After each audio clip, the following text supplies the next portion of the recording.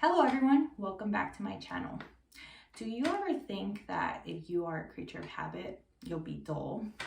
You won't, and I'll explain why. But before we do, let's go ahead and see what we're doing today. We're going to be going over chapter 3 of this great book, Atomic Habits. So as I make a video, I just pretty much dissect the chapter and give you guys my thoughts and share the useful knowledge we've learned from it. So I think before we think of ourselves as a creature of habit, we should definitely know what a habit is, right? Because you can see that in life, that if you're at work or something, your boss tells you do this, do that, and sometimes they don't explain why. So it's a little bit harder to learn that way. So I think it's important for us to know what is a habit before we try to create good ones or break bad ones. So let's go ahead and get started. So here in the book, it says a habit is a behavior that has been repeated enough times to become automatic. The process of habit formation begins with trial and error. Whenever you encounter a new situation in life, your brain has to make a decision. So your brain is always in search of creating these new habits or finding things that will be useful for them or that will give it pleasure. And I'll explain a little bit more in a moment. So it says here, your habits are just a series of automatic solutions that solve the problems and stresses you face regularly. It's just what your body does to fix your problems every day. When you go into a room and it's dark and you can't see, what do you automatically do? Turn on the light switch. You don't really think about it. It's just something that has happened, a behavior that has developed because it helps you. You can see when you flip the switch, right? So that's one thing. So as habits are created, the level of activity in the brain decreases. You learn to lock in the cues that predict success and tune out everything else. Now, whenever you feel stress, you get the itch to run. If that's something you discovered, that running relieses stress, because releases those wonderful endorphins from your brain that make you feel great, then that might be something you tend to do when you feel stressed and anxious, like maybe I should just go run. I do that after work.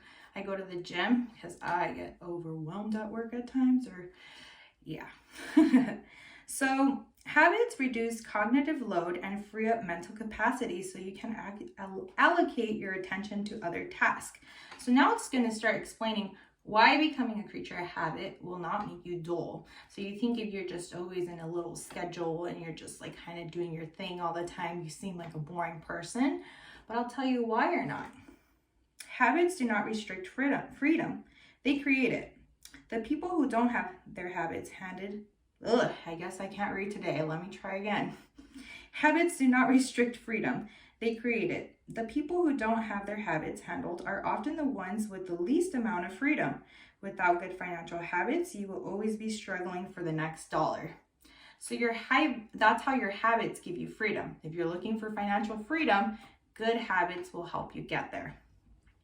It's only by making the fundamentals of life easier that you can create the mental space needed for free thinking and creativity. So as those habits, those actions, those behaviors that you continuously do become automated, then your mind doesn't have to think about it, because our mind is a little lazy. It likes doing one thing at a time. So if you create this habit, like turning on the light, it's just automatic and it frees you up to think and explore other things. You can gather other types of knowledge or create other habits. So the science of how habits work. The process of building a habit can be divided into 4 simple steps.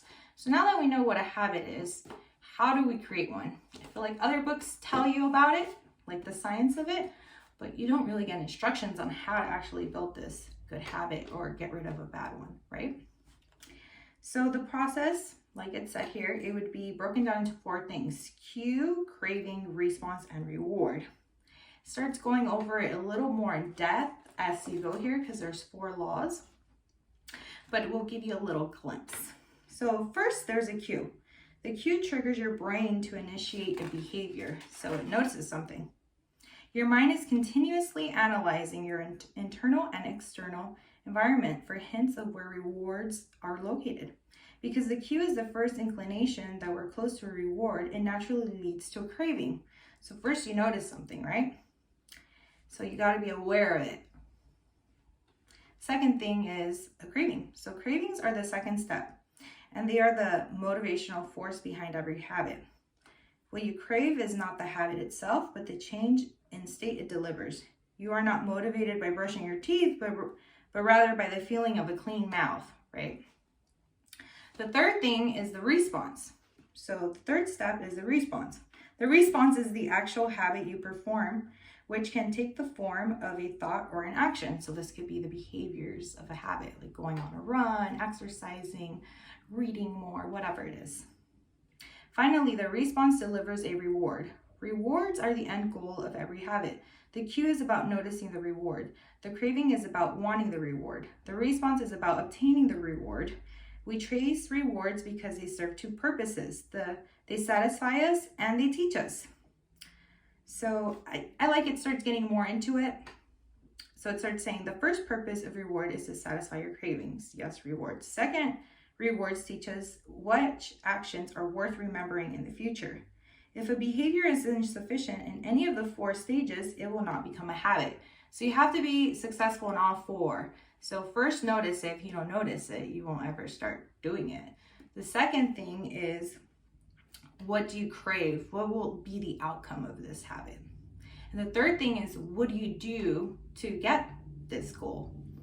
And the fourth thing is, what did it give you back? What reward did you get? So long-term exercise, you'll get better mental health. You'll look a lot better physically. It could provide different things, different positives. So that would be the reward, the motivator. So at the end, it has a very nice little summary. And pretty much I like to read it because I think it's great. So it says, a habit is a behavior that has been repeated enough times to become automatic. That's what we talked a little bit about at the beginning of the video, a little bit more examples. The ultimate purpose of habits is to solve the problems of life with a little energy and effort as possible. So our brains like to work smarter, not harder. They're a little lazy. It's a good motto. Any habit can be broken down into a feedback loop that involves 4 steps: cues, craving, response, and reward, which we talked about a little bit ago. The 4 laws of behavior, and this is what the book's going to go deep into in the next coming chapters. 4 laws of behavior change are a simple set of rules we can use to build better habits. They are: make it obvious, make it attractive, make it easy, and make it satisfying. So as the book continues on, it starts giving much better detailed explanations about that, and we'll definitely go over it, dissect each chapter, and I think it will help me retain the information I learned from these books, and it's cool to share the knowledge from it. If you are interested in hearing that, go ahead and subscribe.